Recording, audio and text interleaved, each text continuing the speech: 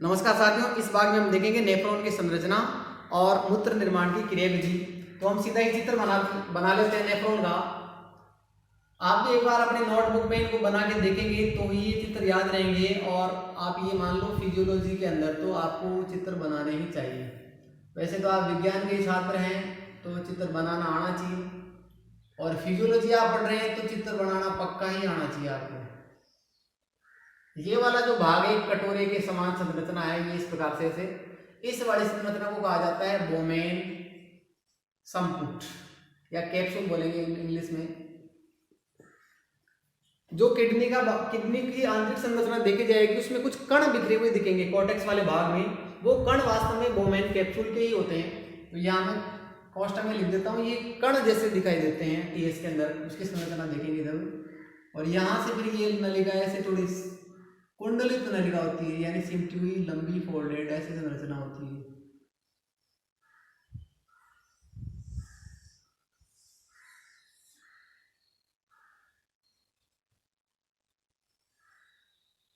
इधर समझने वाली बात है, इसका जो डायमीटर है थोड़ा कम होता है, यानी यहां से ये नलिका एकदम पतली हो जाती है।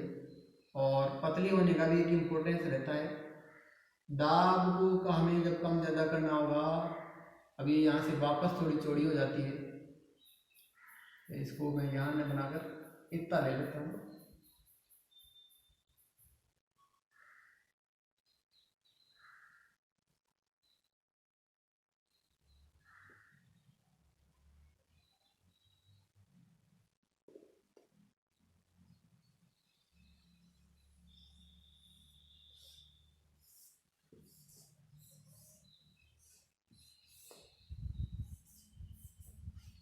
ये संग्रहण नलिका है।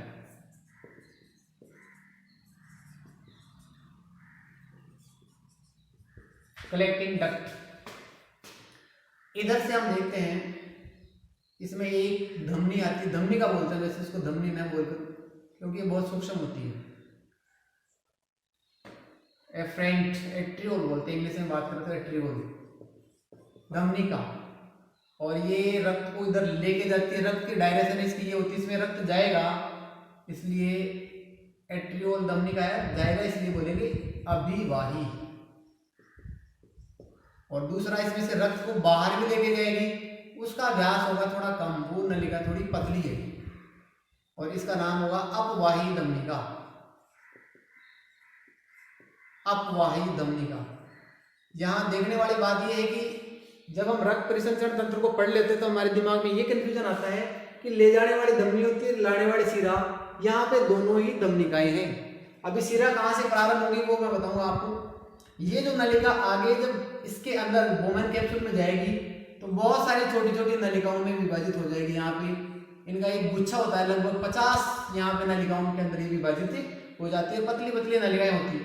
तो ये जो गुच्छा हुआ है रक्त नलिकाओं का बारीक बारीक, इस गुच्छे को कहा जाता है ग्लोमेरुलस। अभी देखो मैंने यहाँ पे 4 नाम बनाए हैं। इस बड़े भाग के अंदर 2 धमनियां हैं, एक अभिवाही धमनी और एक अपवाही धमनी का। एक ग्लोमेरुलस है जो रक्त नलिकाओं का गुच्छा है, दूसरा जिसके अंदर ये सारा सुरक्षित रहता है वो वाला भाग है बोमेन कैप्सूल। यहां से जब दाब लगेगा, ये इसका जो व्यास है वो ज्यादा है, इसका व्यास कम है इसलिए ज्यादा उलट जाएगा, कम बाहर निकलेगा, तो यहाँ की कोशिकाओं पे दाब ज्यादा पड़ेगा। ज्यादा दाब पड़ने से यहाँ के पदार्थ यहाँ पे आ जाएंगे, बोमेन कैप्सूल के अंदर आ जाएंगे। यहाँ से ये भाग चलेंगे गिरवा में।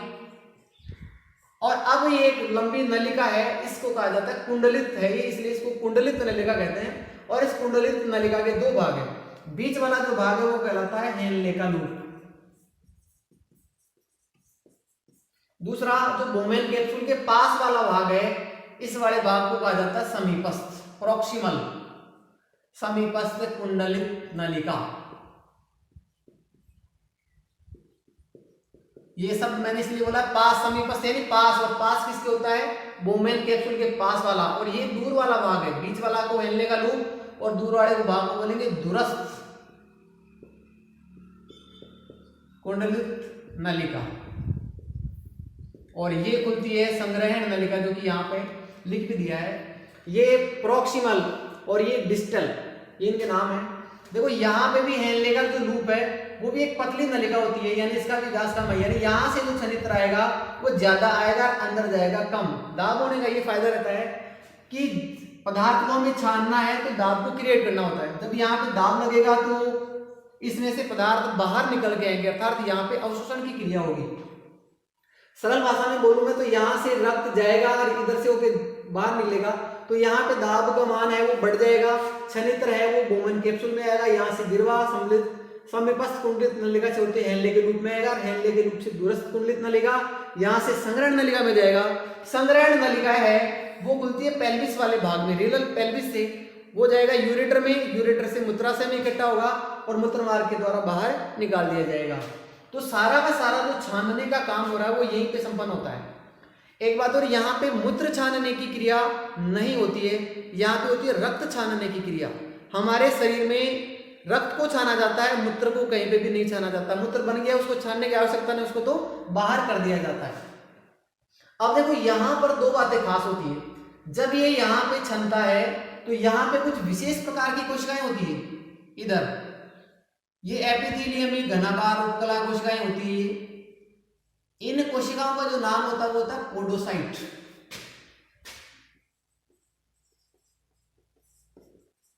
पोडोसाइट, और इनका अगर मैं थोड़ा बड़ा चित्र बना लूं यहाँ पे तो ये इस प्रकार की कोशिकाएं होगी, इस प्रकार से। ये राउंड में, थोड़ा राउंड में जुड़ी हुई है तो ये भी बड़ा राउंड करूंगा तो इस प्रकार से आएगी। और इसकी इधर वाली झिल्ली यानी ग्लोमेरुलस की इस साइड वाली जो झिल्ली है वो इस प्रकार की नहीं होती, वो झिल्ली होती है जिगजैग, अतिवृद्धियां होती है इसके अंदर, इस प्रकार की ये कोशिकाएं होती है। और इसका होने का लाभ ये रहता है कि इसका जो क्षेत्रफल है वो बहुत ज्यादा बढ़ जाता है, अर्थात यहाँ से जब छनित्र होगा, छनेगा, फिल्ट्रेशन होगा, तो फिल्ट्रेशन की दर को बढ़ाने के लिए ऐसी व्यवस्था यहाँ पे हो रखी है। ये कोशिकाएं हो गई पोडोसाइट।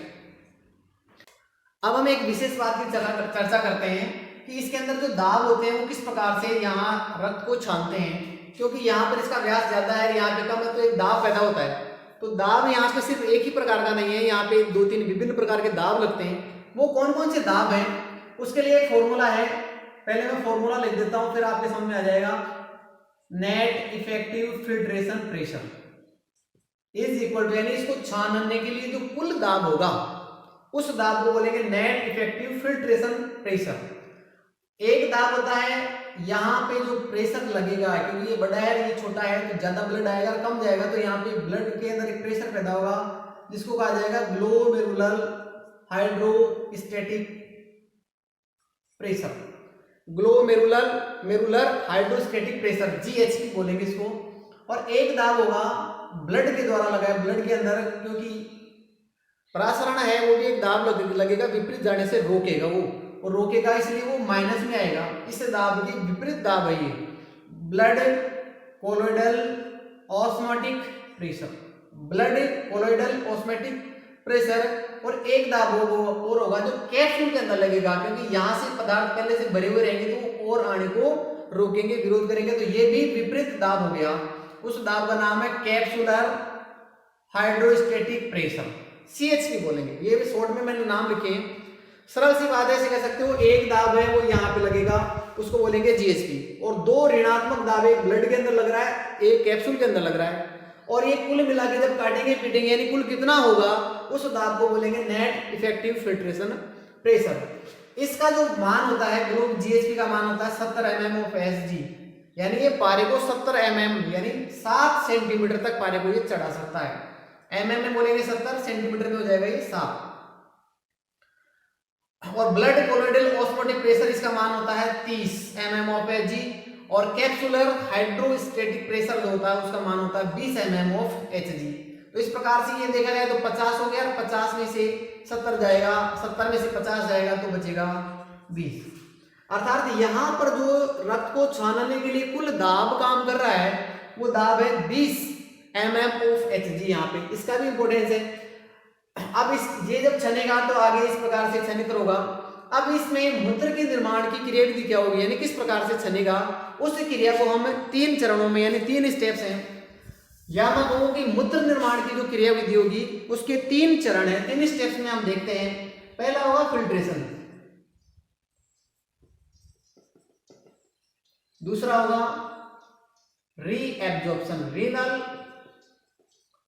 रीएब्जॉर्प्शन,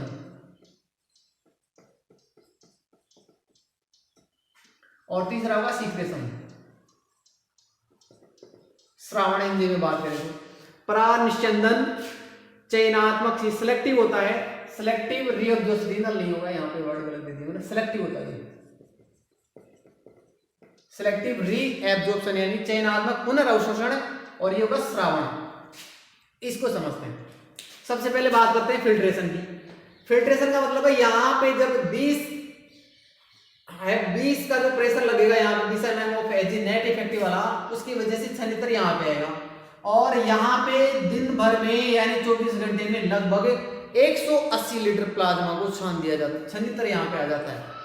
इस 180 लीटर को यानी एक किडनी के द्वारा 90 लीटर, दोनों किडनी मिलकर 180 लीटर छान देते हैं। इसको हम थोड़ा सा समझते हैं।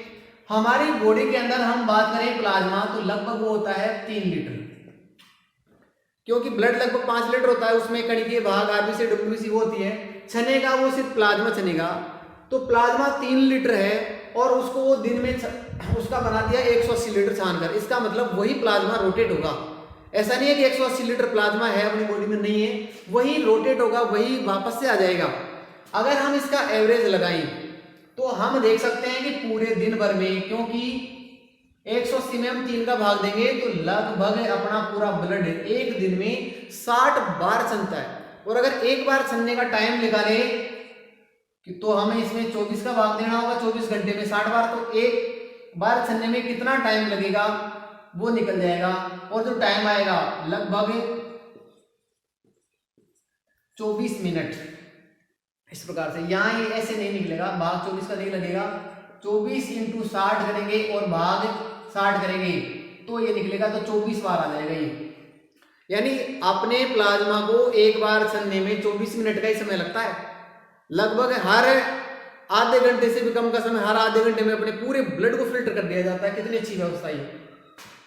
लेकिन मूत्र का निर्माण इतना नहीं होगा, जब छनकर इतना आ जाएगा तो अब उसमें काम की चीजें भी छन जाती है। यहाँ प्लाज्मा आ रहा है, सारा का सारा छन जाएगा, आरबीसी डब्ल्यूबीसी नहीं छनेगी, काम की चीजें हैं वो भी छन जाएगी, यानी इसको बोलेंगे फिल्ट्रेशन। दूसरा, जब ये यहाँ से आएगा और यहाँ से होते ये तो बाहर निकल सकता है, इसलिए जो काम की चीजें हैं उनका अवशोषण किया जाएगा, पुनः अवशोषण किया जाएगा। तो ये जो नलिका है, ये नलिका वापस यहाँ पे आती है और इसके साथ में रक्त नलिकाओं का यहाँ पर जाल बनाती है, और ये यहाँ पे जब दाब वापस से ज्यादा होगा, उस दाब के कारण उपयोगी पदार्थ हैं वो यहाँ से हेलने के लूप से वापस बाहर निकाले जाएंगे, उनका अवशोषण होगा। ये सभी जगह जुड़ी हुई रहती है, यहाँ पे भी अवशोषण होगा। ऐसा नहीं है कि सिर्फ फैलने के लूप में अवशोषण होगा, जो कुंडलित नलिका है उसमें सभी जगह पुनः अवशोषण होता है। चयनात्मक कह रहे हैं, यानी जो काम की चीजें हैं उन्हीं का अवशोषण होगा। जैसे उत्सर्जित पदार्थ है यूरिया, उसका उत्सर्जन नहीं, उसका अवशोषण नहीं होगा। तीसरी बात है सीक्रेशन।